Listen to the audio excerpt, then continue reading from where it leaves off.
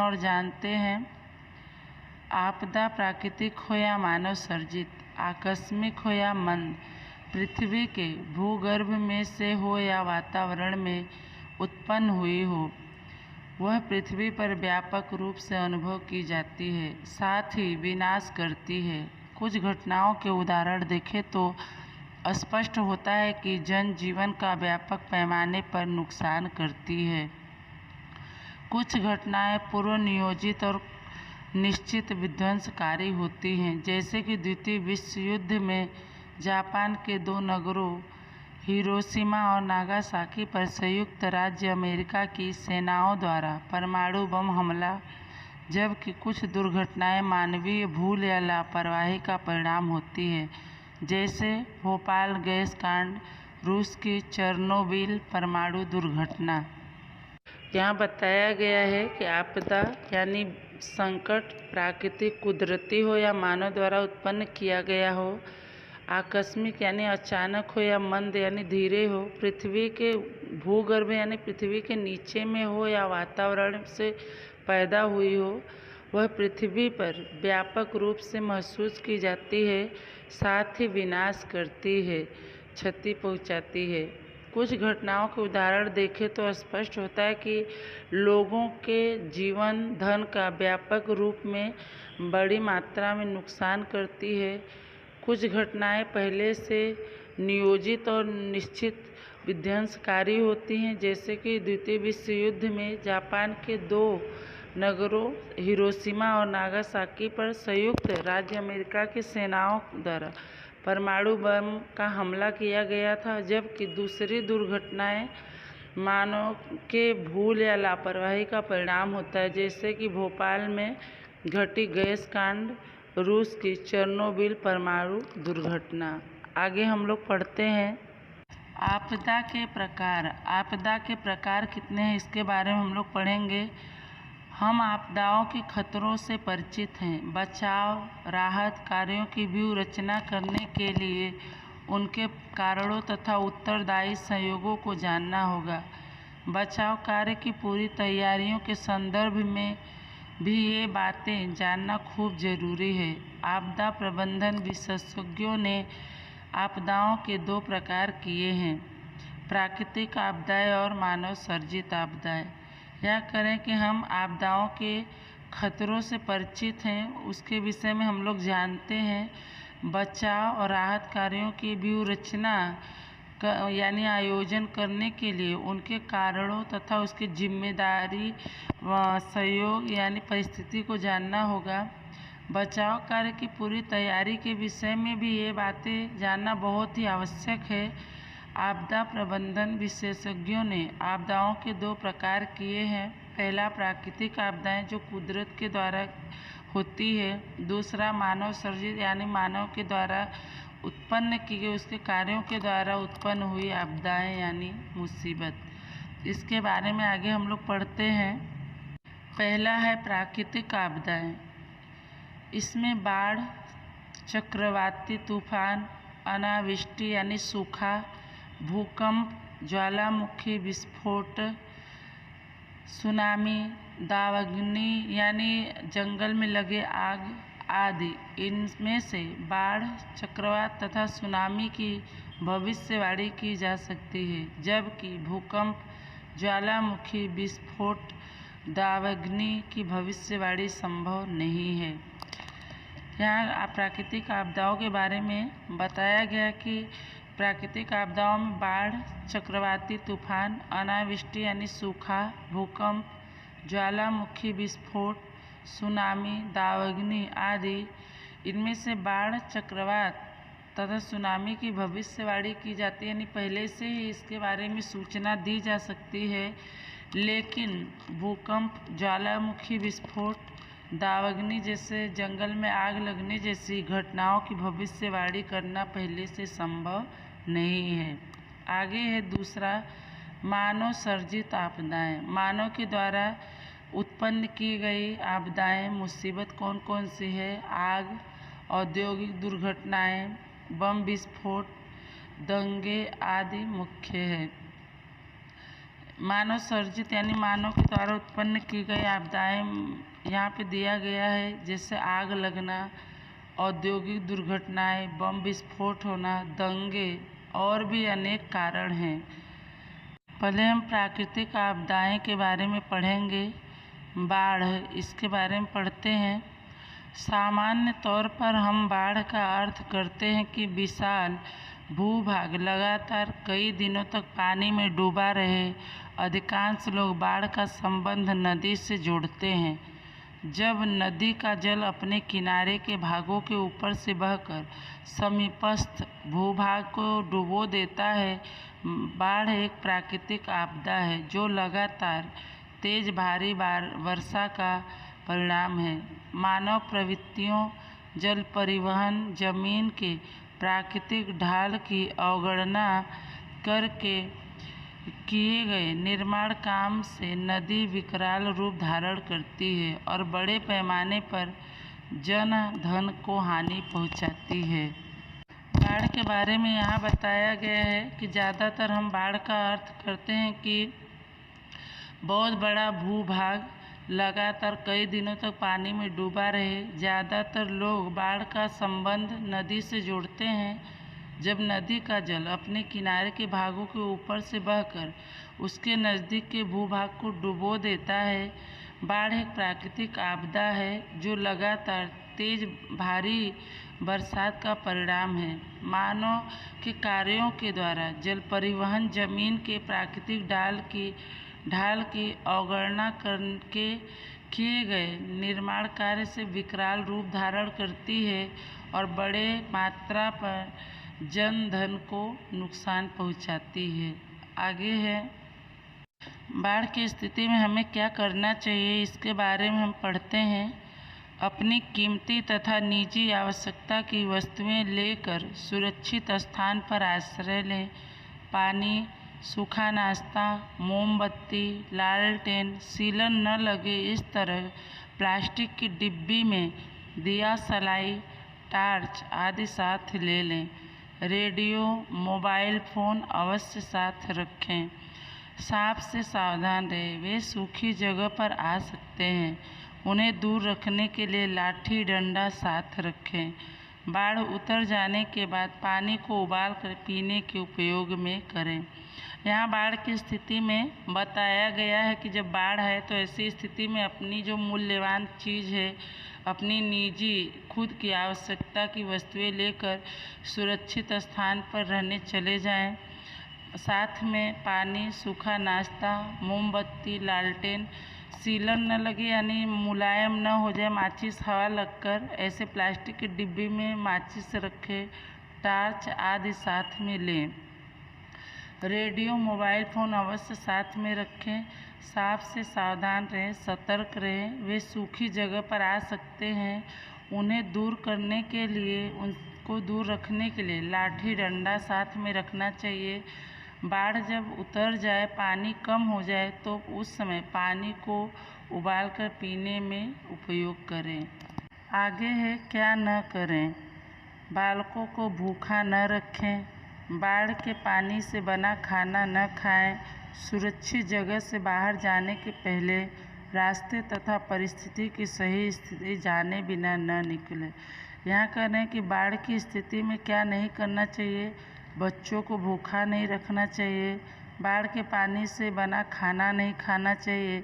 सुरक्षित जगह जाने से पहले उसके रास्ते के विषय में और वहाँ की स्थिति परिस्थिति के विषय में जाने बिना निकले नहीं बाहर। आगे है, चक्रवात तूफान, इसके बारे में हम पढ़ते हैं। वातावरण में उत्पन्न विक्षोभ के कारण भारतीय उपमहाद्वीप में चक्रवात, संयुक्त राज्य अमेरिका में हरिकेन, टर्नेडो, चीन और जापान के तटों पर टाइफून अत्यंत विनाशक रूप से आक्रमण करते हैं। ये प्रचंड वातावरणीय चक्रवात वायु दाब के असंतुलन से निर्मित होते हैं। ये चक्रवाती तूफान जिन इलाकों पर होकर गुजरते हैं वहाँ बड़े पैमाने पर विनाश करते हैं। भारत के पूर्वी समुद्र तट और कच्छ, सौराष्ट्र के समुद्री तटीय प्रदेशों में उनके विध्वंसक प्रभावों को अनुभव किया जाता है। चक्रवात तूफान के बारे में बताया गया है कि वातावरण में पैदा उथल-पुथल के कारण भारतीय उपमहाद्वीप में चक्रवात, संयुक्त राज्य अमेरिका में हरिकेन, टर्नेडो, चीन और जापान के किनारे पर टाइफून बहुत ही विनाशक रूप से हमला करते हैं। ये तीव्र वातावरणीय चक्रवात वायु दाब के असंतुलन से निर्मित होते हैं। ये चक्रवाती तूफान जिन इलाके पर होकर गुजरते हैं वहाँ बड़े मात्रा में विनाश करते हैं। भारत के पूर्वी समुद्र के किनारे और कच्छ सौराष्ट्र के समुद्र के किनारे प्रदेशों में उनके विध्वंसक असर का अनुभव किया जाता है। आगे है क्या करना चाहिए जब तूफान आए, चक्रवात आए, उसके बारे में हम पढ़ते हैं। आने वाले तूफान का निश्चित समय जानने के लिए रेडियो, टीवी के समाचार सुनते रहें। जिनके पास रेडियो हो वे अपने साथ अतिरिक्त बैटरी इस तरह रखें ताकि वह तुरंत मिल सके। मोबाइल चार्ज करके रखें। साथ ही यदि पावर बैंक जैसे उपकरण हो तो उन्हें भी पहले से चार्ज करके साथ ले लें। रेडियो द्वारा मिल रही सूचनाओं, चेतावनी को ध्यान से सुनें और उनका पालन करें। अफवाहों से दूर रहें। आवश्यकता अनुसार सूखे नाश्ते, खाने की अतिरिक्त चीज़ें, पेयजल का संचय कर लें। बालकों तथा वृद्धों के लिए जरूरी दवाएं तथा भोजन की व्यवस्था रखें। यदि बचाव तंत्र द्वारा आपको घर छोड़ने के लिए कहा जाए तो उस सूचना का तत्काल अमल करें। शुद्ध सुरक्षित पानी पीने का आग्रह रखें। यदि सरकार या शैक्षिक संस्थाओं द्वारा संचालित आश्रय स्थानों में रह रहे हो तो वहाँ के व्यवस्थापकों द्वारा दी गई सूचनाओं का चुस्त यानी सही पालन करें और बिना उनकी सूचना के आश्रय स्थान न छोड़ें। पालतू पशुओं को खूंटे से बांधकर न रखें। यदि वे खुले रहेंगे तो स्व बचाव यानी अपने बचाव का प्रयास अच्छी तरह से कर सकेंगे। यहाँ पे तूफान के समय क्या करना चाहिए ये बताया गया है कि आने वाले तूफान का निश्चित समय जानने के लिए रेडियो, टीवी के समाचार हमेशा सुनते रहना चाहिए। जिसके पास रेडियो हो वे अपने साथ दूसरे अन्य बैटरी इस तरह रखें ताकि वह तुरंत मिल जाए। मोबाइल चार्ज करके रखें। साथ ही यदि पावर बैंक जैसे उपकरण हो तो उन्हें भी चार्ज करके पहले से साथ में ले लें। पावर बैंक होता है जिससे मोबाइल चार्ज कर सकते हैं। रेडियो द्वारा मिल रही सूचनाओं, चेतावनी को ध्यान से सुनें, उनका पालन करें। अफवाहों से दूर रहें, मतलब जो गलत अफवाहें लोग फैलाते हैं उस पर ध्यान न दें। आवश्यकता के अनुसार सूखे नाश्ते, खाने के दूसरे अन्य चीज़ें और पीने का पानी एकत्रित करके रखें। बालकों तथा वृद्धों यानी बुजुर्गों के लिए जरूरी दवाएं और भोजन की व्यवस्था रखें। यदि बचाव तंत्र यानी बचाने वाले जो समूह होते हैं, दल होते हैं, उनके द्वारा आपको घर छोड़ने के लिए कहा जाए तो उस सूचना का तुरंत पालन करें। शुद्ध सुरक्षित पानी पीने का ही निश्चय करें। यदि सरकार स्वैच्छिक संस्थाओं द्वारा संचालित आश्रय यानी रहने के स्थानों पर रह रहे हों तो वहाँ के व्यवस्थापकों यानी जो व्यवस्था की उनके द्वारा दी गई सूचनाओं का सही ढंग से पालन करें और बिना उनकी सूचना के उस स्थान को छोड़े नहीं जहाँ पे आप रह रहे हैं। और कह रहे हैं कि पालतू पशुओं को खूंटे से बांधकर न रखें। यदि वे खुले रहेंगे तो अपना बचाव करने के लिए वो प्रयत्न अच्छी तरह से कर सकेंगे। आगे है तूफान के समय, चक्रवात के समय क्या न करें उसके बारे में यहाँ बताया गया है कि रेडियो पर मौसम विभाग द्वारा दी जा रही चेतावनी के सिवा अन्य की बातों या अफवाहों पर ध्यान न दें। वातावरण अचानक साफ हो जाए, बरसात रुक जाए या हवा चलनी बंद हो जाए तो भी खुले में बाहर न निकलें। बिजली के खंभे, लटकते खुले तार को न छुएं, उनसे दूर रहें। विज्ञापन के बड़े होर्डिंग या बड़े पेड़ के नीचे आश्रय न ले। यहाँ पे चक्रवात तूफान से बचने के लिए ऐसे स्थिति में क्या नहीं करना चाहिए बताया गया है। रेडियो पर मौसम विभाग द्वारा दी जा रही चेतावनी के अलावा अन्य की बातों या अफवाहों पर ध्यान नहीं देना चाहिए। वातावरण यानी मौसम अचानक साफ हो जाए, बरसात रुक जाए, हवा चलनी बंद हो जाए तो भी खुले में बाहर न निकले। बिजली के खंभे पर लटकते हुए तार को न छुएं, उनसे दूर रहें। विज्ञापन के जो बड़े बड़े होर्डिंग लगे रहते हैं या बड़े पेड़ के नीचे आश्रय न ले, वहाँ रुके नहीं। आगे है भूकंप। इसके बारे में हम पढ़ते हैं। भूकंप का सामान्य अर्थ है भूमि पृथ्वी की सतह का कांपना। प्रायः पृथ्वी के गर्भ में होने वाली भौगर्भिक क्रियाओं के परिणाम स्वरूप भूकंपों के अनुभव किए जाते हैं। पृथ्वी की सतह के कमजोर परत वाले प्रदेशों को भूकंपीय संभावना वाला प्रदेश गिना जाता है। इनकी अलग से पहचान की जा सकती है, परंतु भूकंप की निश्चित भविष्यवाणी नहीं की जा सकती। इस तरह भविष्यवाणी के अभाव में जन धन की बहुत बड़े पैमाने पर हानि हो सकती है। यहाँ भूकंप के बारे में बताया गया है कि भूकंप का सामान्य अर्थ होता है भूमि पृथ्वी की सतह का कांपना। प्रायः पृथ्वी के गर्भ में होने वाली यानी पृथ्वी के नीचे होने वाली भौगर्भिक कार्यों के परिणाम स्वरूप भूकंप अनुभव किए जाते हैं। पृथ्वी की सतह के कमजोर परत वाले प्रदेश को भूकंपीय संभावना वाला प्रदेश गणना में किया जाता है। इनकी अलग से पहचान की जा सकती है, लेकिन भूकंप की निश्चित भविष्यवाणी पहले से नहीं की जा सकती। इस तरह भविष्यवाणी के कमी के कारण वहाँ के लोगों का और उनके धन का बहुत बड़े मात्रा में नुकसान होता है, क्षति पहुँचती है। आगे है क्या करना चाहिए, इसके बारे में हम पढ़ते हैं। भूकंप के दौरान टेबल के नीचे या कमरे के कोने में रहें। यदि पाठशाला में हो तो डेस्क के नीचे बैठ जाएं। यदि खुले मैदान में हो तो मकानों, बरामदों, बिजली की लाइनों या खंभों से दूर रहें।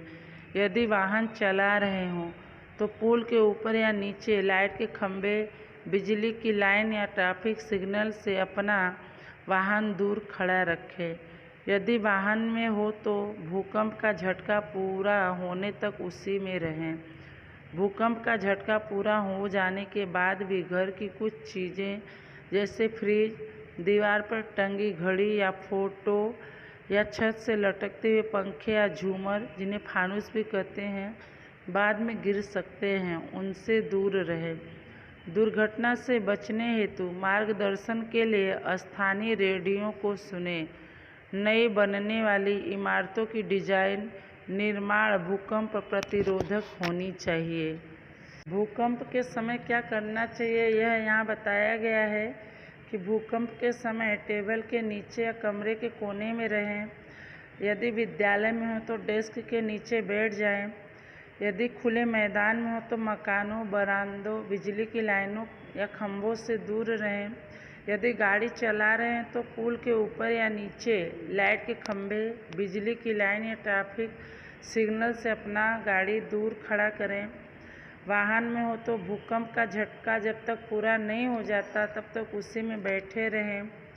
भूकंप का झटका पूरा हो जाने के बाद भी घर की कुछ चीज़ें जैसे फ्रिज पर, दीवार पर टंगी घड़ी या फोटो या छत से लटकते हुए पंखे, झूमर बाद में गिर सकते हैं, उनसे दूर रहें। दुर्घटना से बचने के लिए मार्गदर्शन जो बताए जाते हैं रास्ते, उनको स्थानीय रेडियो में सुने। नई बनने वाली इमारतों की डिजाइन, उनका निर्माण भूकंप प्रतिरोधक हो, यानी उन पर भूकंप का असर न हो, ऐसा होना चाहिए। आगे है क्या न करें, इसके बारे में हम लोग पढ़ेंगे। घबराकर शोर शराबा या भगदड़ न करें। भूकंप के झटके के बाद गिरने वाली चीज़ों को रोकने का प्रयास न करें।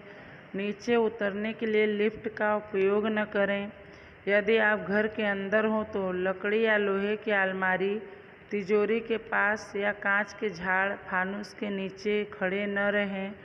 रसोई घर की गैस लीक नहीं कर रही है, इसकी परख किए बिना दिया सलाई, लाइटर या बिजली के उपकरणों को चालू न करें, क्योंकि गैस रिसाव के कारण विस्फोट होने की संभावना रहती है।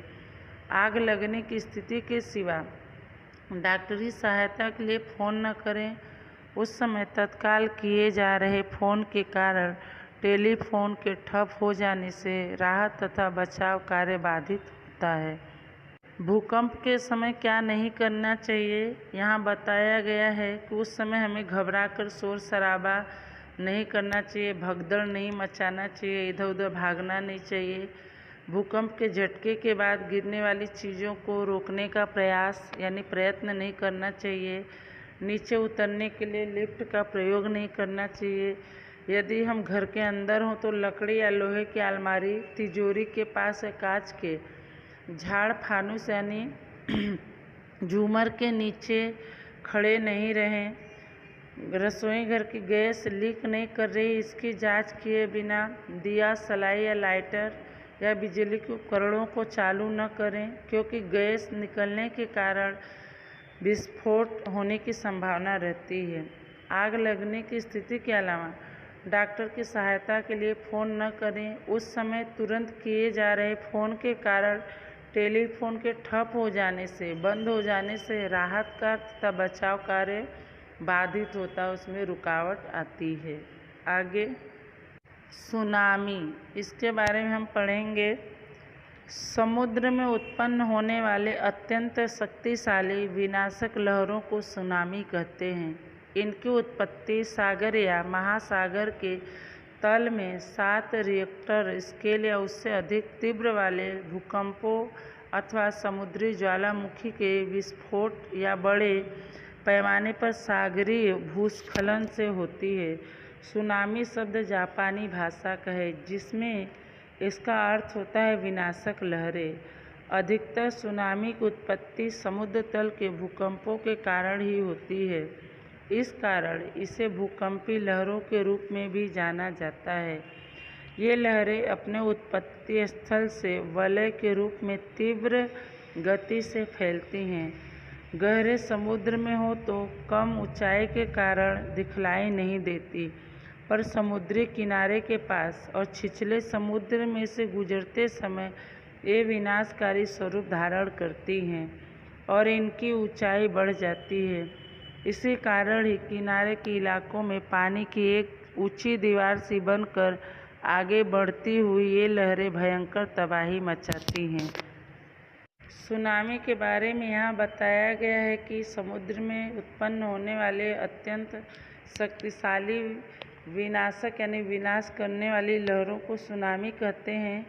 इनकी उत्पत्ति सागर या महासागर के नीचे में 7 रिएक्टर स्केल या उससे अधिक तीव्रता वाले भूकंपों अथवा समुद्री ज्वालामुखी के विस्फोट या बड़े मात्रा पर सागरीय भूस्खलन यानी जमीन के खिसकने से होती है।